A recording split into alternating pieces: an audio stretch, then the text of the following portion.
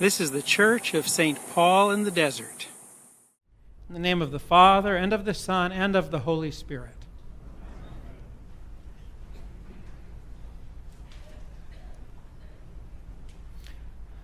Gosh, aren't these fun lessons to work from? You're in an Episcopal church, and we've talked about heaven and hell, and agony in the flames. You would have thought you were someplace else today, wouldn't you? But we Episcopalians do it all, just every 3 years. You have to wait 2 more years to get this again. In fact, we talk about heaven and hell. This is another one of the parables of Jesus. He's telling it to the Pharisees, and he's making up a story to teach them something. Now, this isn't something Jesus is inventing. Look at Abraham. Look at Amos here. All of those who are at ease in Zion. Alas, for all those who are at ease in Zion. Thinking about Giller's funeral next week and knowing that every time one of these lessons come up, Giller would remind us, why does God have it in for rich people? He knows we need them in the church. Why does God have it in for rich people? But I want you to read closely. In Amos, does God have it in for rich people? Well, it talks about alas for those who feel secure on Mount Samaria. That's the kingdom north of Judah, where 10 out of the 12 tribes ended up.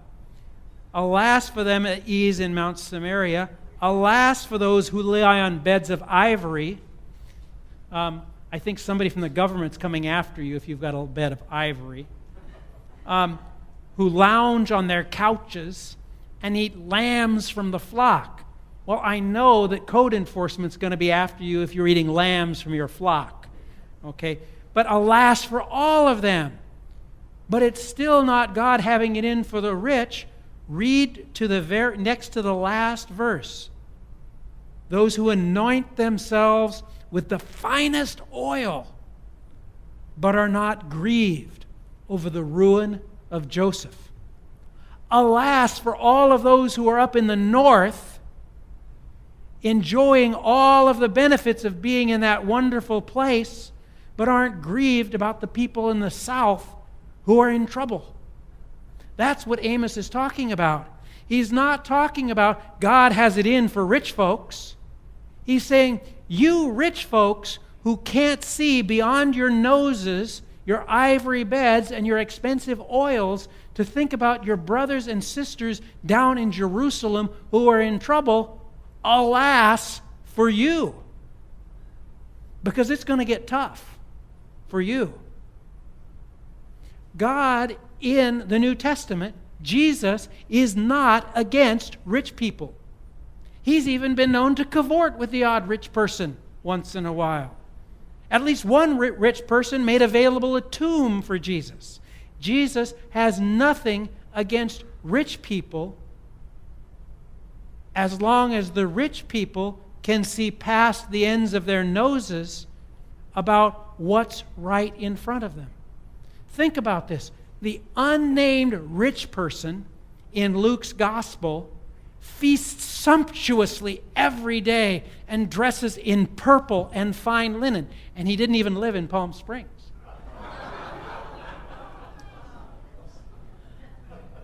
Talk about ahead of the crowd here, right? He is not being criticized for feasting sumptuously each day.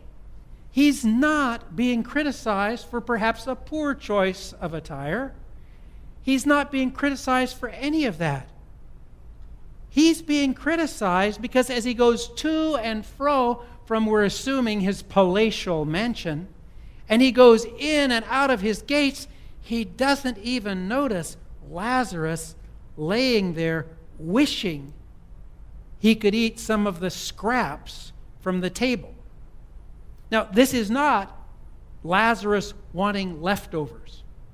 I mean, most of us eat leftovers from time to time, right? Lazarus is not looking for leftovers. In that day, people who ate well used bread to clean their hands because the hands got greasy because they didn't have forks or sporks and knives. And they used the bread to clean the grease off their hands and the grease off the plate and the table and probably the person next to you who got squirted by the grease from your chicken. They used the bread to clean it up, and then they threw the bread under the table. Lazarus was longing to eat the bread that was being used to wipe people's hands and clean the table, and no one gave him anything. God is not against rich people. God has a real problem with any of us, rich or poor, who can't see beyond the end of our nose and look out for those who are right there. Now, in case you don't think, this is just one of those parables in Luke, it's not very important. How many times in Luke does somebody in a parable get a name? Once. Lazarus. The poor fellow lying at the gate is the only person told about in a parable, mentioned a character in a parable in Luke, who gets a name. Rich guys don't get names. Prodigal sons don't get names. Elder brothers don't get names. But the poor guy whose only comfort is the dogs are licking his wounds, he gets a name. Make sure you think about that. God is not against rich people. God does have a problem with anybody who can't see or hear the cries of the needy. God really has a problem with those who have ability to make a difference and don't. This is a challenge for every one of us. This gospel is not really about us worrying about hell. It's not us thinking about heaven and wondering, how big a bosom does Abraham have if he's going to be having all of us there? It's not about literally thinking about these things. These are a story that Jesus made up to teach. And he made it up so that he could teach people that looking out for one another is at the heart of what it means to follow Jesus. Doing liturgy correctly, as important as it is for us Episcopalians and us clergy Episcopalians, is not anywhere near as important as looking out for one another. You heard the announcements this morning about we've got a banquet we're going to have. And by the way, if you can't afford a ticket, we'll figure out a way to get you there. We've got a banquet we're having, and we're having it at 5 o'clock at night. If you can't get there, let us know, and we'll figure out a way to make sure you can get there. It's not about everybody having exactly everything the same, but it's about making sure that we look out for one another.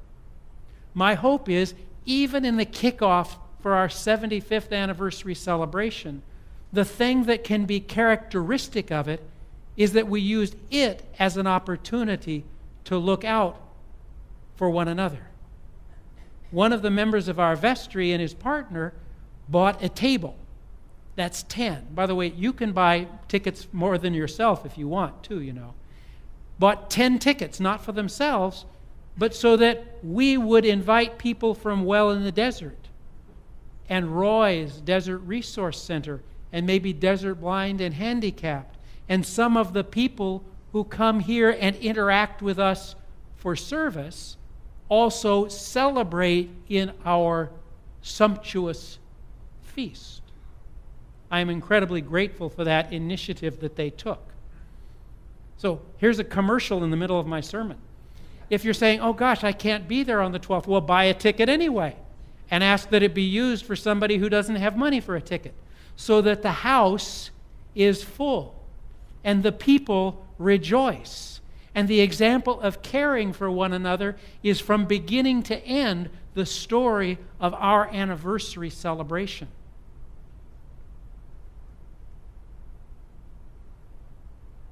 Jesus asks us to pay attention.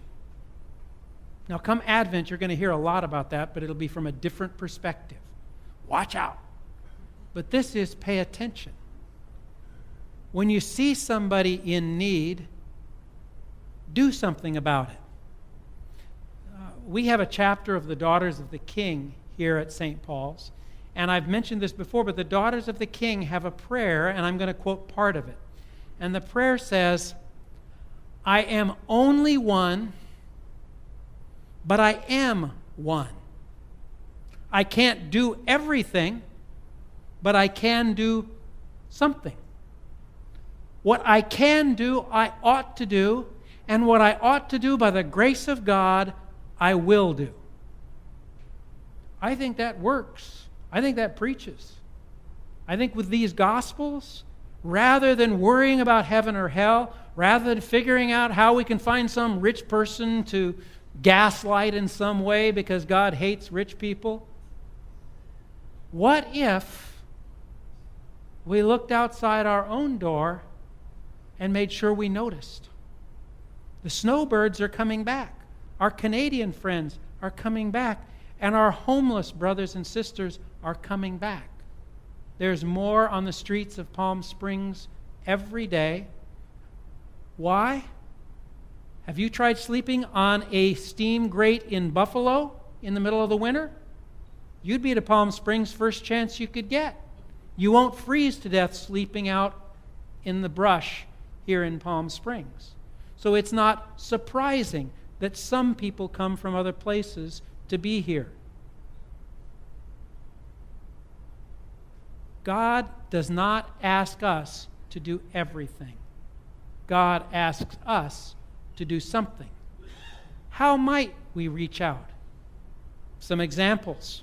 On Mondays, people go and care for folks at Roy's Desert Resource Center. On Wednesdays, we have people in this congregation sitting here now who serve meals to folks at Well in the Desert. And Monday through Friday, there are people from this congregation who do it at other places. And there are people who cook meals 5 to 6 to 7 days a week for up to 150 people who need food. And there are people who go and read to children in Catherine Finchy, Two Bunch Palms, Kauai, other elementary schools, because those children may not have the same chance at a good life if they don't learn to read well. We have people who hold the hands of people who are dealing with chemotherapy and cancer. We have people who just make sure that folks don't get lost when they go to the airport or when they go to the hospital. All of those are ways that we can be looking out. And I bet with a crowd this size, we've probably got all sorts of other ways we can think about how we might be attentive to the Lazarus that lies at our gate and not walk by hoping he doesn't make eye contact with us today. There are all sorts of people and all sorts of need. And if you want to fuss about heaven and hell, this lesson tells you how to deal with it. Pay attention and you have nothing to worry about. My prayer for myself, my challenge for myself, my prayer and challenge for all of us is that as we go through our days, we think about ways in which we might lift somebody else's burden. Our church is actually known for some of that. But let's face it, there's other things besides poor people. Think about our congregation. We're relatively waspish, right? There's nothing wrong with being white Anglo-Saxon Protestants. But eventually you have to wonder, when nobody else but white Anglo-Saxon Protestants feels welcome with us, is there a way we could get better at making sure people don't think they have to look like us to worship with us? if we were to look at this group on a worldwide basis, we are rich. To the poorest of us sitting in the pews today, on a worldwide basis, we are rich. But there are people in our neighborhood who are poor. But they don't often get to worship with us. There are so many different ways to think about it. Right now, St. Paul's is being very welcoming with regard to marriage equality. But I want to tell you, it's not the only thing that we can deal with. We can deal with all kinds of other injustices. What if St. Paul's was on record as saying, we think fair immigration reform is an important thing for our country to stand up for? We could do that. We could do all of those things, and we could do it in response to God's warning to the people of Samaria who are taking it too easy and not paying attention to the ruin of Joseph or Lazarus at their gate or at their border. My prayer is that I and all of us open our eyes, see, and take action. Amen.